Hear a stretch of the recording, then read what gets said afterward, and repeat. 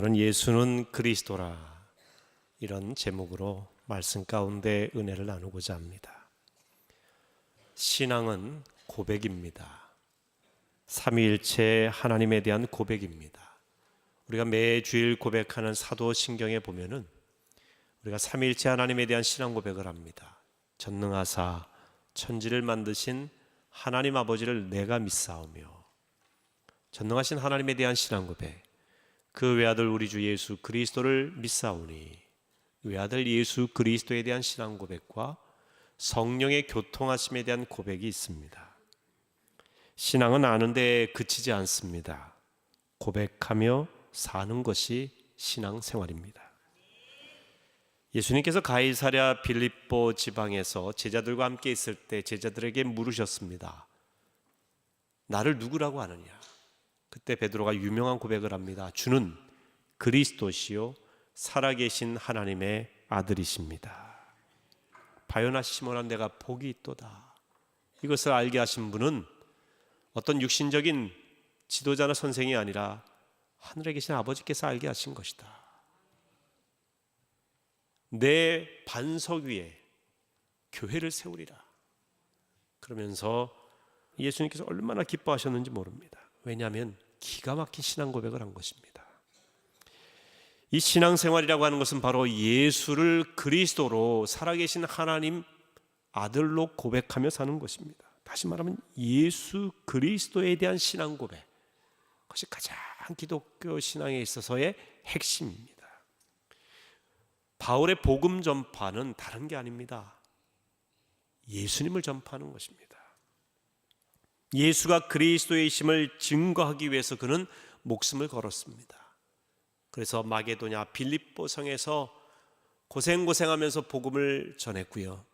이제는 그곳에서 떠나 데살로니가로 가는 내용이 오늘 본문의 내용입니다. 바울의 빌립보 사역을 증언하는 사도행전 16장은 이렇게 끝나죠. 두 사람이 옥에서 나와 루디아의 집에 들어가서 형제를 만나보고 위로하고 가니라.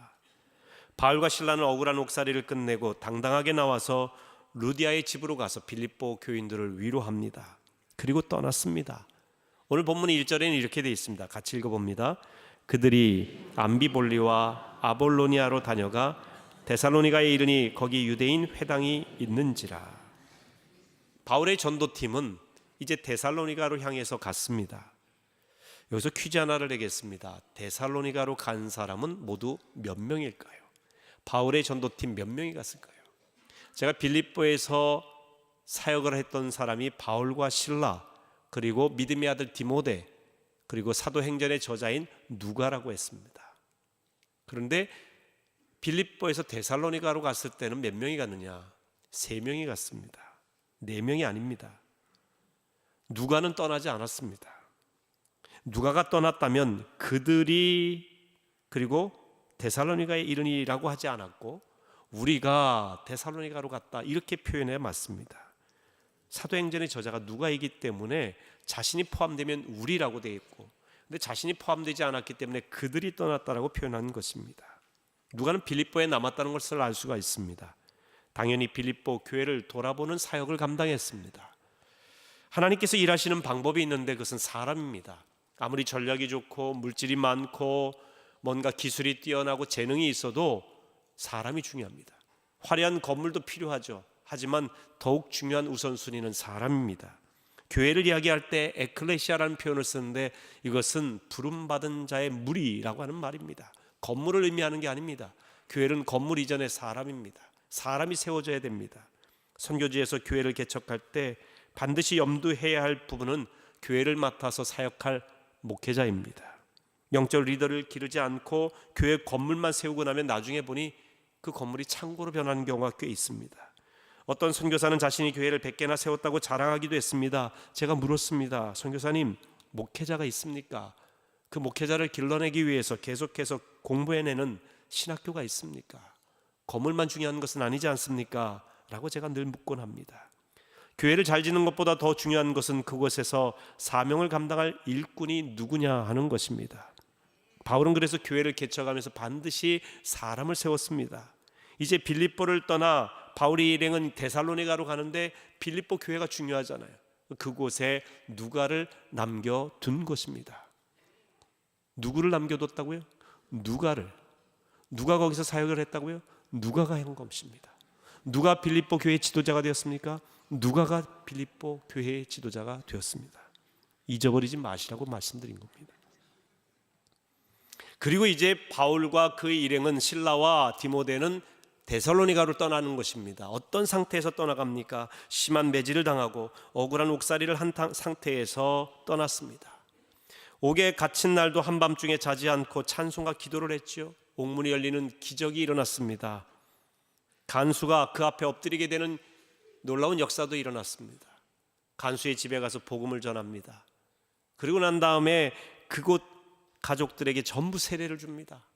다시 감옥으로 돌아옵니다. 그 다음 날 옥에서 풀려납니다. 그리고 루디아의 집으로 가서 빌립보 형제들을 위로하고 다시 떠나가니라. 여러분, 바울이 쉬지를 않아요. 계속해서 바울은 달리고 또 달렸습니다. 그리고 데살로니가로 갔는데 빌립보에서 데살로니가까지의 거리는 164km 정도 된다고 합니다. 요즘이야 차 타고 가면 1시간, 1시간 반 거리, 고속도로로 가면 그런 거리가 되지만 당시에 164km라고 하는 길은 맨날 며칠을 가야 됩니다. 어떤 상태입니까? 심한 매질을 당한 상태였어요. 쉬지 못한 상태였습니다. 그 행색이 초라하기 이를 데 없고 아마 몸에는 상처투성이었을 것입니다. 근데 데살로니가 가서도 도착한 후에 짐을 풀고 쉴 만도 하지만 바울은 또 움직였습니다. 유대인 회당을 찾았고 회당에 들어가 성경을 가르쳤습니다. 바울의 일생은 달리고 또 달리고 또 달리는 일생이었습니다. 바울이 이렇게 살았던 이유는 단 하나입니다. 자신을 구원하신 예수 그리스도를 전하기 위함입니다. 그는 예수를 증거하는 일에 목숨을 건 사람입니다. 그는 어쩌다가 유대인 회당에 찾아 들어간 것이 아닙니다. 어쩌다가 말씀을 펼쳐서 복음을 전한 것이 아닙니다. 어쩌다가 열심을 낸 것이 아니라 그는 늘 그렇게 살았습니다. 그렇게 사는 것이 그의 일상이었습니다. 이 사실을 증명해 주는 표현이 오늘 본문 2절에 나오는 관례대로라고 하는 표현입니다. 바울은 관례대로 유대인 회당에 들어가 두루마리 말씀을 펼쳐놓고 그것을 풀어서 가르쳤습니다. 예수를 증거한 것이죠. 여기서 관례대로라고 하는 말은 에이오도스라고 하는 헬라어를 쓰는데 습관대로라고 하는 의미입니다. 습관이라고 하는 말은 어떤 의미냐? 요즘 많이 읽히는 책 중에 나는 습관을 조금 바꾸기로 했다라고 하는 책에 보니까 습관이란 생각하지 않고 행동하는 것, 무의식적인 행동에 가까운 것이라고 이야기를 합니다. 우리가 생활하면서 뭔가 결정하고 결단하고 모든 일을 행하는 것이 아니라 습관에 따라 행동하는 것이 약 45%가 된다고 이야기를 합니다. 이것은 미국의 듀크 대학교에서 실험을 통해서 나타난 결과예요. 예를 들면 아침에 일어납니다. 일어나셔서 화장실로 가시죠.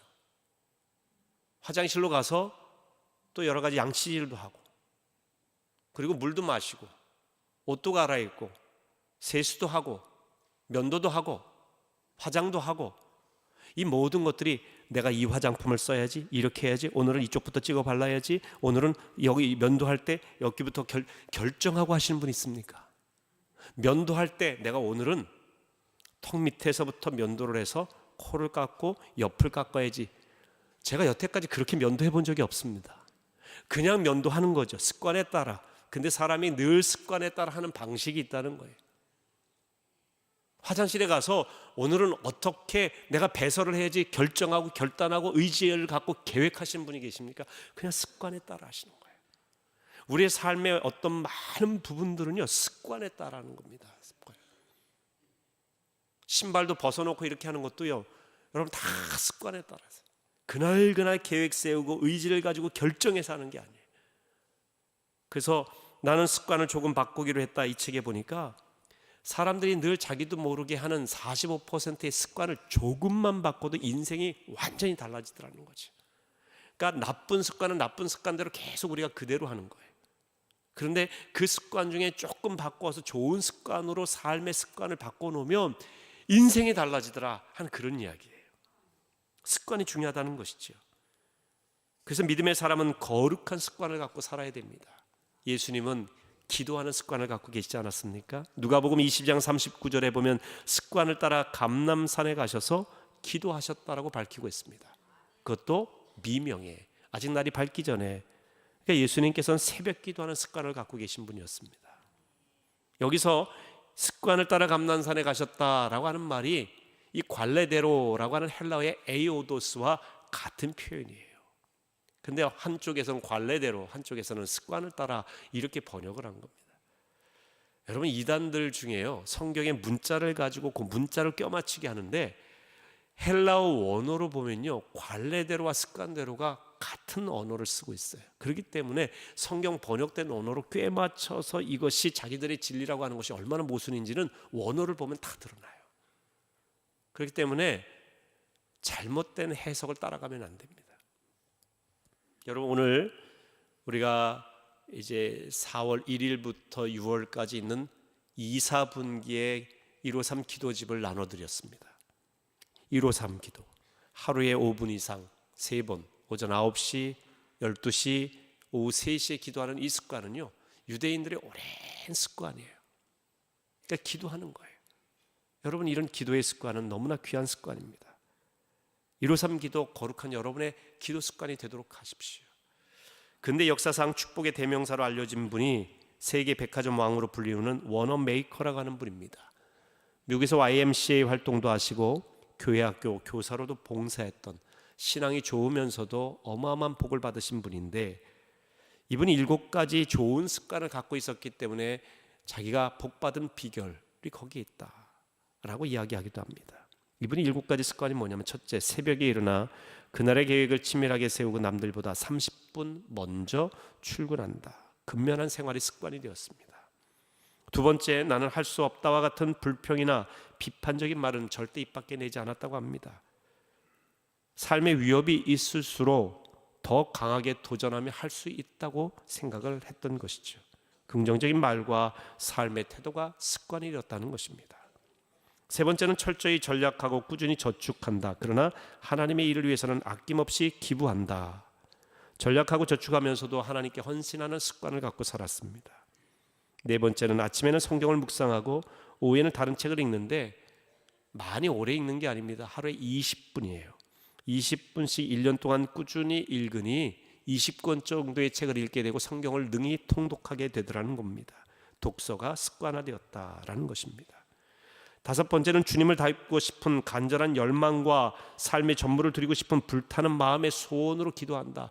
그런 기도는 하되 마음에 불타는 소원을 가지고 기도했고, 하나님의 뜻을 알고자 하는 불타는 소원, 그러니까 기도가 형식적인 기도가 습관이 된 것이 아니라 불타는 간절한 기도가 습관이 된 사람이에요.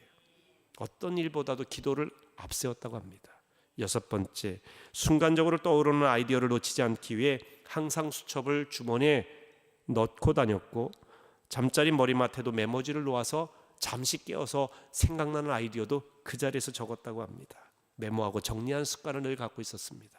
일곱 번째, 따뜻한 칭찬과 격려의 말은 자신의 인생뿐만 아니라 주변 사람들의 인생까지도 희망으로 물들여 놓는다는 생각 속에 칭찬과 격려하는 습관을 갖고 살았다는 것입니다.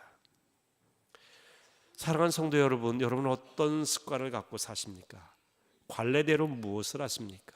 바울은 어느 지역을 방문하든지 관례대로 유대인의 회당을 찾았고 기도할 기도처를 찾았습니다. 유대인의 회당에 들어간 이유는 말씀을 펼쳐 읽기 위함이요, 또한 그 펼쳐 읽은 말씀을 풀어서 사람들에게 가르쳐 예수를 전하기 위함입니다. 기도처를 찾은 이유는 당연하겠죠. 하나님께 기도하기 위한 겁니다. 말씀 보고 기도하는 것, 더 나아가 예배드리는 것, 이것이 이 사도 바울에게 있어서는 일상이었어요. 습관이었습니다. 관례였어요. 생각하지 않고도 늘 그렇게 살았습니다. 바울은 사람들이 모인 곳에 들어가 말씀 전하는 습관이 있었는데, 바울이 습관처럼 전한 말씀이 무엇이냐? 오늘 보면 3절에 나옵니다. 같이 읽어봅니다. 뜻을 풀어 그리스도가 해를 받고 죽은 자 가운데서 다시 살아나야 할 것을 증언하고 이르되, 내가 너희에게 전하는 이 예수가 곧 그리스도라 하니.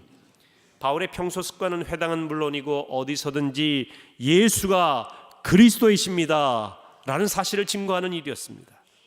예수가 그리스도라고 하는 말은 예수가 메시아라고 하는 뜻입니다. 바울은 자신이 전하는 예수가 너희가 기다리던 바로 그 메시아 구세주라는 사실을 분명히 전했습니다. 그런데 예수를 가리킬 때 이 예수라는 표현을 씁니다. 이유가 있습니다.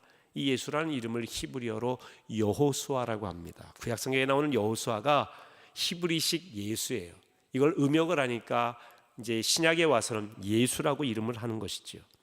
그런데 이 예수님을 가리킬 때 성경에 보면 나사렛 예수라는 표현을 많이 사용합니다. 왜냐면요, 예수님 당시에 예수라는 이름이 흔했어요.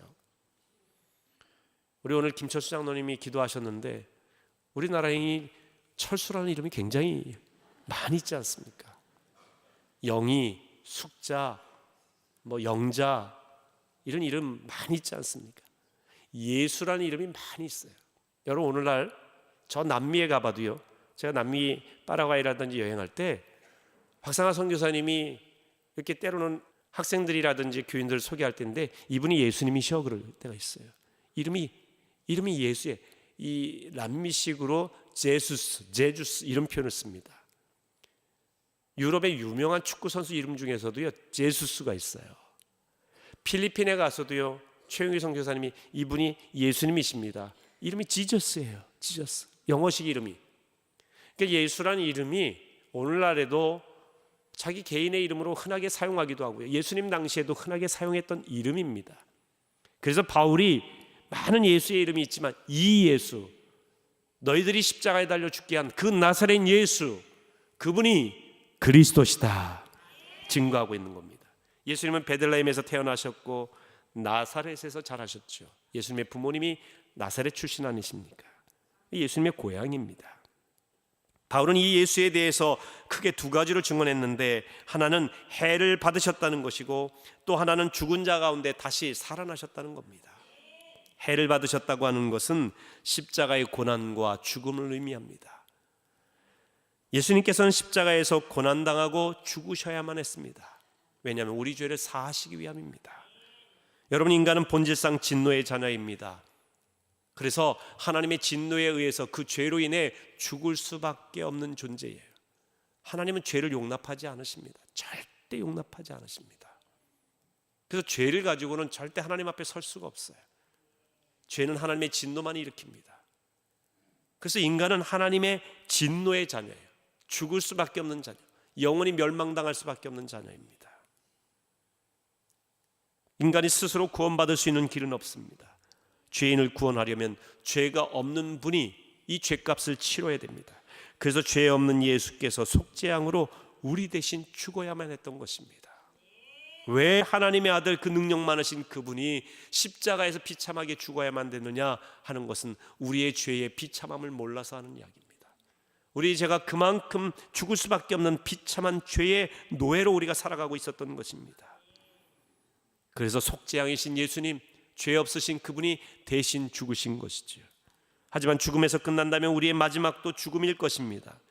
그래서 예수는 죽은 자 가운데서 다시 살아나셨다라고 했습니다. 죽음을 이기고 부활해야만 했던 분입니다. 결국 예수님은 부활하셨고 우리에게 부활의 첫 열매가 되신 것입니다. 죽음을 넘어 영원한 생명의 길을 우리에게 보여주신 것입니다. 이것이 바울이 데살로니가 회당에서 강론한 핵심이에요. 이것이 성경의 핵심이기도 합니다. 성경 창세기에서 요한계시록까지 성경이 증언하는 핵심은 예수가 그리스도라는 사실입니다. 예수가 우리의 구세주 메시아라고 하는 것입니다. 우리 신앙생활에 예수가 빠지면 우리의 신앙생활은 공허하기 이를 데 없어요. 아무것도 아니에요. 영어로 nothing, 무예요. 아무것도 아닙니다. 우리의 열심, 우리의 헌신, 우리의 재능을 통한 노력, 주님 앞에 어마어마한 기도, 모든 신앙생활, 종교생활 우리가 다 해도 예수 없는 생활, 예수가 그리스도라고 하는 신앙 고백이 없는 생활은 nothing이에요. 아무것도 아니에요. 그래서 사도 바울은 예수 그리스도를 믿지 못하고 그의 죽으심과 부활하심을 믿지 못하는 신앙인들은 가장 불쌍한 자다, 헛되이 믿기 때문에. 우리가 구원을 받는 방법은 그리스도이신 예수를 중심에 모시는 것입니다. 내가 주인이었던 과거의 삶을 청산하고 이제는 내가 주인이 아니라 예수께서 나의 주인이심을 고백하고 그분을 모시고 살아가는 삶이 신앙생활인 것입니다. 과거를 청산해야 된다고 했는데 바로 이것이 회개라고 하는 것입니다. 예수님께서 공생애 시작하실 때 가장 첫 번째로 선포하신 메시지가 회개하라, 천국이 가까이 왔느니라. 천국을 맞이하려고 하는 사람, 천국 백성이 되려고 하는 사람이 제일 먼저 해야 될 일은 회개하는 것입니다. 새 주인을 모시려면 옛 것을 버려야 됩니다. 회개는 자신의 죄를 인정하고 돌아서는 것을 말합니다. 여러분, 후회와 회개는 다릅니다. 후회는 자기가 죄 있는 걸 인정하는 거예요. 후회는 내가 잘못한 것을 안타까이 생각합니다. 후회라고 하는 것은 내가 죄 있음으로 인하여서 삶에 있어서 모순이 있다는 것을 인정합니다. 그런데 여기까지만 하면 후회예요. 후회로서는 구원을 못 받습니다. 회개는 후회함과 동시에 잘못된 방향에서 돌아서는 거예요. 바른 방향으로 가는 걸 말합니다. 회개라고 하는 말은 메타노이아라고 하는 헬라어를 쓰는데 이것은 유턴하다, 방향을 전환하다라는 의미예요. KTX를 타고 가는 분이 대전에서 서울로 가려고 하다가 잘못 알아서 부산 가는 KTX를 탔어요. KTX 빨라서 좋다 할 수 있을런지 모르지만 방향이 잘못된 가운데 빠른 것은 목적지와 훨씬 더 빨리 멀어지는 길이 되지 않습니까? 근데 중간에 방송을 하는데 이 KTX는 부산으로 간다는 방송을 듣게 된 거예요. 그러면 사람이 이렇게 아이고 이거 잘못했구나 라는 걸 알게 됩니다. 나의 잘못을 알게 되죠. 잘못한 걸 후회하게도 됩니다. 그런데 그 상태에 계속 머물러 있으면 부산으로 가게 돼요. 자기가 방향이 원래 가고자 하는 목적지에서 잘못됐다는 걸 알게 되면 내려야죠. 다른 기차로 갈아타야 될 거 아닙니까? 여러분, 기차를 잘못했다는 것을 아는 차원에서 끝나는 게 후회예요. 후회하는 인생은 결국은 멸망이에요. 그런데 이것을 알고 기차에서 내려요. 내리고 올바른 기차를 다시 타고 방향을 자기가 가고자 하는 방향으로 타고 가는 것을 회개라고 하는 것입니다. 요한일서 1장 9절에 보면 만일 우리가 우리 죄를 자백하면 그는 미쁘시고 이로우사 우리 죄를 사하시며 우리를 모든 불의에서 깨끗하게 하실 것이요 그랬습니다. 자백하면, 주님 앞에 우리 죄를 고백하면 의로우신 주님께서, 신실하신 주님께서 우리의 죄를 깨끗하게 해주신다고 그랬어요. 우리가 죄를 자백하는 것은요, 내 죄를 아는 것에 끝나는 것이 아니라 내가 죄인입니다, 용서해 주십시오라고 고백하는 거고요. 그 고백한 자리에서 돌아서 하나님께서 원하시는 방향으로 가는 걸 말합니다. 사람들이 이렇게 얘기해요. 나는 뭐 별로 죄 지은 게 없는데. 근데 성경에서 말하고 있는 죄는 하마르티아라고 합니다. 표적에서 빗나가다, 하나님이 뜻하신 바에서 벗어나다는 뜻이에요. 하나님이 원하시는 방향으로 가지 않고 내 뜻대로 가는 모든 삶이 죄입니다. 그 하나님은 우리의 마음도 살피십니다. 우리의 생각도 아시는 분입니다. 마음과 생각이 하나님 뜻에 맞지 않는 것도 하마르티아, 죄라는 것이지요. 그런 면에서 우리가 자유로울 수가 없습니다. 그래서 성경은 로마서 3장 10절에 의인은 없나니 하나도 없도다. 세상에 자기 자신의 도덕적인 윤리적인 자기가 세운 의에 이를 사람은 있을지 모르지만 하나님의 구원의 의에 이를 수 있는 사람은 세상에 아무도 없어요. 왜냐하면 사람은 자기 자신의 잘난 맛에 살거든요. 다른 사람과 비교하면서 내가 좀 잘났다고 생각하면 의롭다고 착각하며 삽니다. 근데 하나님의 기준에 따르면 아무도 의로운 사람이 없습니다. 하마르티아, 하나님의 표적에서 빗나간 인생이에요. 단순히 나쁜 짓 한 것만이 죄가 아니라 하나님의 표적에서 빗나간 모든 것이 죄일진데 모든 사람이 회개해야 된다는 것이죠. 회개, 돌아서야 된다는 겁니다. 죄를 버리고 올바른 방향으로 나아가야 된다는 것입니다. 회개한 사람은 예수가 그리스도라는 사실을 진심으로 믿고 입술로 고백하는 삶을 삽니다. 로마서 10장 10절 말씀을 같이 읽어봅니다. 사람이 마음으로 믿어 의에 이르고 입으로 시인하여 구원에 이르느니라. 13절 말씀 같이 읽어봅니다. 누구든지 주의 이름을 부르는 자는 구원을 받으리라. 우리가 신앙생활하는 궁극적인 목적은 구원받기 위함입니다. 구원이 없다면 우리가 신앙생활은 그저 종교생활에 그치겠죠. 이 세상 살아가는데 좀 더 경건하고 유익이 있는 그런 삶 정도일 것입니다. 구원이라고 하는 것은 죄와 죽음으로부터의 해방을 말합니다. 그러니까 죽음조차에서도 해방되는 것, 죽음 이후에도 영생이 있다는 것을 믿고 살아가는 것이 구원받는 예수 믿는 사람들의 모습입니다. 근데 이 구원받는 자는 어떻게 구원받느냐? 마음으로 진심으로 믿어야 되고요, 그 믿는 바를 입으로 고백해야 돼요. 주의 이름을 부르는 자는 구원을 받으리라고 그랬어요. 주의 이름을 아는 자, 속으로 생각하는 자, 그런 사람이 구원받는다고 되어 있지 않고 불러야 된다고 그랬어요. 부른다고 하는 건 고백한다는 거예요. 많은 사람들 앞에서도 내가 예수 믿는 사람이라고 하는 사실에 대해서 분명히 고백하고 증언해야 되는 겁니다. 예수를 부끄러워하지 마세요. 복음을 부끄러워하는 자에게는 구원이 없습니다. 이 복음은 많은 사람들을 구원에 이르게 하는 능력이기 때문에 복음을 부끄러워하시지 말아야 됩니다. 우리는 언제 어디서든지 예수가 그리스도이심을 고백해야 될 줄로 믿습니다. 바울이 데살로니가에서 예수가 그리스도라는 사실을 전하자 믿고 따르는 무리가 생겼어요. 자, 4절 말씀을 같이 읽어봅니다. 그 중에 어떤 사람 곧 경건한 헬라인의 큰 무리와 적지 않은 귀부인도 고난을 받고 바울과 실라를 따르나. 경건한 헬라인 무리, 좀 지체가 높으신 분이고요, 귀부인들, 지체가 높으신 여자분들이십니다. 바울의 설교를 듣고 예수를 믿기로 결단한 것입니다. 바울과 실라를 따랐다고 했어요. 여러분, 이게 회개입니다. 회개한 자의 삶이에요. 아, 내가 예수에 대해서 듣고 보니까 내가 잘못된 죄인이구나 라는 걸 알게 되었죠. 믿게 되었어요. 고난을 받았어요. 깨닫게 되었습니다. 여기서 끝나지 않고 바울과 실라를 따랐다라고 되어 있어요.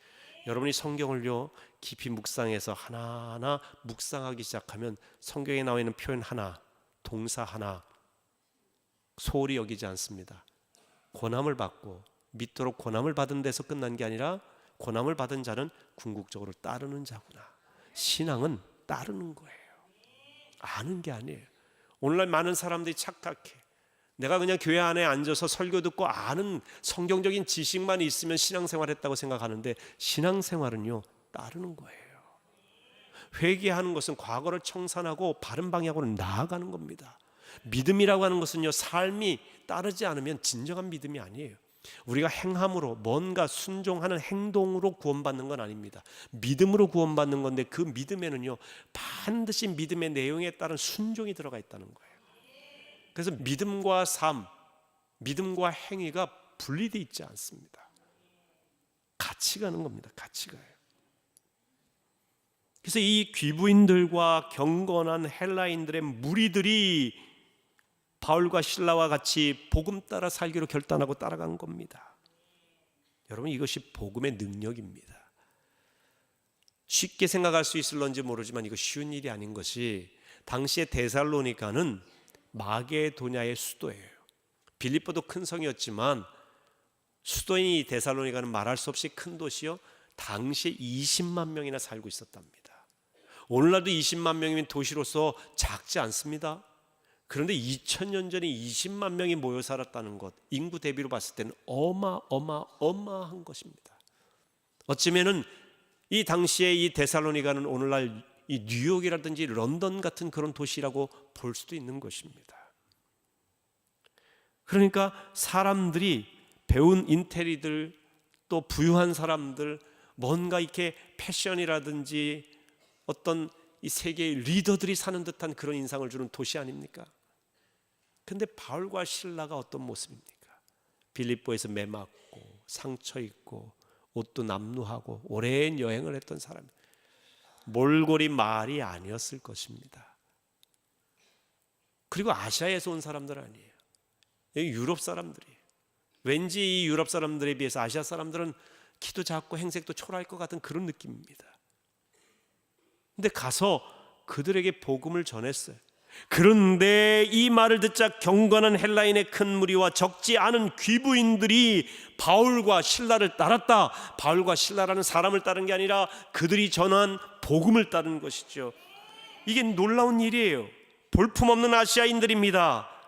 볼품없는 사람들이에요. 자기들과 비교했을 때 별 볼일 없는 사람들이 복음을 전했는데 그들이 받아들였다고 하는 것은 복음이 능력이 있다는 것입니다. 여러분, 때때로 우리가 교회 나오세요, 예수 믿으세요 전할 때 내 모습이 초라하고 별 볼 일 없고 연약하고 외모도 사는 것도 이런 것 때문에 여러분 위축당하십니까? 물론 좀 더 높은 위치에서 부유하게 그런 설득력도 있고 영향력이 있을 수 있겠죠.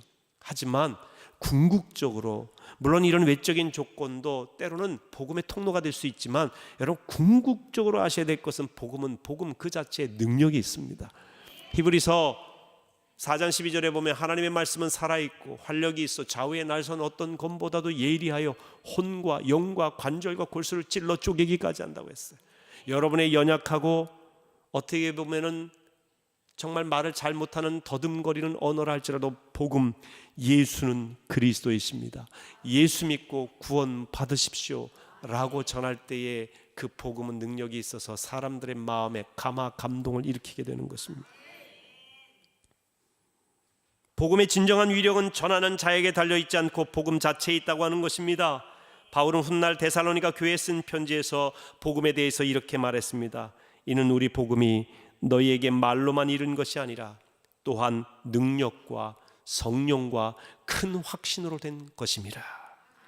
복음이 전파될 때 우리가 말로 전파하지만 거기에 하나님의 능력이 임하고 성령이 역사하시고 큰 확신을 가지고 말할 때 듣는 사람 가운데 역사가 일어나는 것입니다.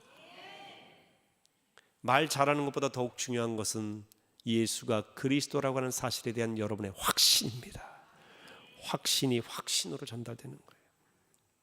근데 우리가 복음을 전할 때 또한 기억할 것이 있는데 모든 사람이 복음에 대해서 찬성하는 건 아니라는 것입니다. 반대하는 사람도 있어요. 그러나가 있다는 거예요. 이렇게 열심히 해서 따르는 무리가 있습니다. 그러나 반대하는 무리도 있습니다. 자, 5절 말씀 같이 읽습니다. 그러나 유대인들은 시기하여 저자의 어떤 불량한 사람들을 데리고 때를 지어 성을 소동하게 하여 야손의 집에 침입하여 그들을 백성에게 끌어내려고 찾았으나 유대인들 중에 강경파들은 바울이 전한 복음을 받아들이지 않았을 뿐만 아니라 그들이 복음을 전할 때에 이 복음을 듣고 그들을 따르는 무리가 생긴 것, 여기에 대해서 시기했습니다. 자기들이 여태까지 강론을 하고 사람들에게 이야기할 때는 이런 반응을 보이지 않았거든요. 근데 어디서 멀리서 알지도 못하는 외지인이 와가지고 말이죠, 예수가 그리스도라고 증거하는데 귀부인들이 여러 명이 예수를 믿어요. 경건한 헬라인들이 예수를 믿어요. 주석에 보니까 경건하다는 것과 헬라인을 서로 나누고 있어요. 경건한 사람들이 믿었다, 이것은 유대인들 중에 경건한 사람이 믿었다는 것이고, 또 헬라인들이 믿었다는 것은 지도층 헬라인들이 믿었다는 그런 의미로 해석도 합니다. 그러니까 거기에 모여있는 사람들이 다 어떻게 보면 지체도 놓고 많이 배우고 수준이 있는 사람들인데, 이 사람들이 복음을 듣고 말이죠, 예수라고 하는 사람에 대해서 듣고 마음을 활짝 열고 받아들였다. 자기들이 여태까지 경험해보지 못한 일이에요. 그러니까 바울과 비교해 보니까 이 바울에 대해서 그냥 시기심이 가득한 거예요. 자기들의 기득권을 빼앗길 것만 같습니다. 그러자 이제 바울과 실라를 추적해서 그들을 잡아들이려고 합니다. 근데 찾을 수가 없으니까 어디로 가냐면 야손의 집으로 갑니다. 이 야손의 집은 당시 바울과 실라가 왔을 때 그들을 영접했던 분이에요. 빌립보에서는 루디아가 그랬고, 이 데살로니가에서는 야손이라고 하는 집에 바울과 그 일행이 머물렀던 것으로 보입니다. 그래서 그 집으로 간 거예요. 성경에 자세한 내용이 다 나오지 않지만 그 야손이 맞아들였다라고 하는 표현에서 바울과 실라를 먼저 맞아들인 것이 분명합니다. 그러니까 이 집으로 가면 만날 수 있으리라 생각하고 갔는데 거기서 찾지를 못하게 된 것입니다. 그러자 이 강경파 유대인들은 그 야손과 형제들을 원로들 앞으로 끌고 갔습니다. 야손이 천하를 어지럽히는 자들을 자기 집으로 맞아들였다고 고발하였고요. 그리고 7절에는 이렇게 얘기합니다. 이 사람들이 가이사의 명을 거역하고 말하되 다른 임금 곧 예수라는 이가 있다 하더이다 라고 고발합니다. 여러분, 이 고발은요, 가이사의 명을 거역했다는 것은 반란죄예요. 이거는 가장 극악무도한 죄에 속하는 이 죄인으로 고발하는 것인데, 이 고발은 가짜 뉴스죠. 이들은 바울과 실라가 천하를 어지럽히고 황제의 명을 거역했다고 모함하고 있습니다. 이 반란을 일으킨 대역 죄인으로 몰아가고 있는 것이지요. 복음을 전하는 전도자를 정치적 대역 죄인으로 몰고 있습니다. 분명 가짜 뉴스입니다. 바울은 예수가 그리스도라고 전했을 뿐이에요. 가짜 뉴스의 출발점이 뭡니까? 유대인들의 시기심입니다. 시기심이 가득했어요. 그들은 바울과 자신들을 비교했습니다. 바울이 전한 복음이 옳은지 상고해 보지도 않고 그들이 전한 복음 때문에 사람들이 반응을 보이는 것이 너무나 싫었던 것입니다. 그래서 이 바울에게 사람들도 빼앗길 것 같고 다 자신들이 그동안 누렸던 지위도 빼앗길 것 같으니까 이 시기심이 폭력을 부른 것입니다. 그리고 거짓말과 모함으로 이어졌고 죽이고자 하는 시도로 연결이 되었습니다. 시기심은 사랑과 반대 방향으로 갑니다. 시기심은 복음과 멀어지게 합니다. 시기심은 심지어 사람 죽이는 것도 당연하게 여깁니다. 쌤통의 심리학이라고 하는 책이 있습니다. 사람의 심리 속에 쌤통이 있다는 거예요. 저 사람이 아픔과 어려움을 겪는데 그렇게 겪으면 사람들이 힘들 텐데 자기가 미워하는 사람, 자기 어떤 기득권을 그 사람들이 침해한다고 생각하는 사람이 잘못되는 것에 대해서 우리는 겉으로는 아유 어떻게 이렇게 되셨어요 하지만 속으로는 쌤통이다, 고소하다, 이런 심리가 있다는 거예요. 사람 마음속에. 유대인 강경파들은 자기들의 지위를 계속 유지하기 위해서 이런 심리가 발동을 했어요. 시기심이 그런 겁니다. 여러분, 시기심이 얼마나 무서운 건지 몰라요. 모든 사람들을 해코지하고 원수시하고 미워하고 죽이고 싶도록 하고 그걸 당연시하고 때로는 폭력을 일삼고 거짓말하고 모함하는 모든 근거의 내면 속에 보면 시기심이 있어요. 고린도전서 13장 말씀에 보면 사랑의 특성이 나오죠. 사랑은 오래 참고 사랑은 온유하며. 그런데 사랑이 하지 않아야 될 첫 번째 것으로 이렇게 온유하고 오래 참고 하는 긍정적으로 이런 걸 해야 하고 하는데 하지 말아야 될 것을 첫 번째로 얘기하는 것은 사랑은 시기하지 아니하며 교만하지 아니하며 자기의 유익을 굳이 아니하며 그렇게 나와요. 그러니까 사랑에 있어서 하지 말아야 될 제일 첫 번째가 시기하지 않는 거예요. 시기하기 시작하면 교만하게 돼요. 그리고 불의를 기뻐하는 쪽으로 가게 됩니다. 저 사람이 잘못되는 것에 대해서 기뻐하는 쌤통 심리학이 있게 되죠.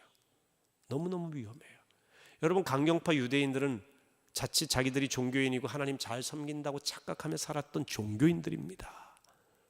그런데 웬 이상한 존재들이 와가지고 예수가 그리스도라고 하면서 하나님께서 이 예수를 살리셨다고 얘기하면서 이 사람이 부활했다고 얘기하는데 거기에 대한 성경적인 근거를 깊이 다시 묵상해보고 돌아볼 생각은 안 하고 귀 기울일 생각은 안 하고 그저 이들을 시기하는 마음이 가득했어요. 여러분, 이게 교회 안에서도 있을 수 있어요. 교회 안에서 우리가 열심히 일하는데 내가 열심히 일하는데 또 다른 사람이 온 지 얼마 안 된 새로운 사람이 와가지고 열심히 일한단 말이에요. 괜히 열심히 일하면서 사람들 칭찬받고 목사님 칭찬도 받으니까 그럼 열심히 하니까 함께 일하는 동역자가 와서 같이 열심히 일하고 복음적으로 일하면 격려하고 칭찬하고 축복해주고 그 사람이 더 많은 사람에게 주목받고 칭찬받는 것을 나의 기쁨으로 여길 수 있어야 되잖아요. 그러시나요? 아멘이 약하십니다. 저 새로 와가지고 왜 저러는 거야? 괜히 내가 하고 있는데 왜 이렇게 그걸 열심히라고 얘기 안 하고 뭐라고 왜 이렇게 설쳐? 그러면서 그 사람이 그러다가 어느 날 어려움을 당하고 힘들고 누가 부딪히면 우리 마음속에 쌤통 심리학이 발동을 합니다. 이게 유대인들의 모습이에요. 여러분, 유대인 되지 마세요. 시기 질투하는 마음으로 일하지 마시고 예수가 그리스도라고 고백하는 사람은 그 예수를 주인 삼은 그거 한 가지만으로도 너무너무 감격해서 함께 일하는 사람들 축복하고 격려하고 위로하고 잘 되도록 하고 말이죠. 우리는 예수 그리스도를 증거하는 그리스도인입니다. 예수를 잃어버리면 모든 것을 잃어버립니다. 여러분의 잘못된 열심으로 예수님 잃어버리지 마시기 바랍니다. 끝까지 주님 바라보시고 승리하시는 여러분, 예수가 나의 구세주이시고 온 인류의 구세주이신 그리스도이심을 증거하며 살아가는 사랑하는 하나님께 성도들이 다 되시길 주의 이름으로 축원합니다.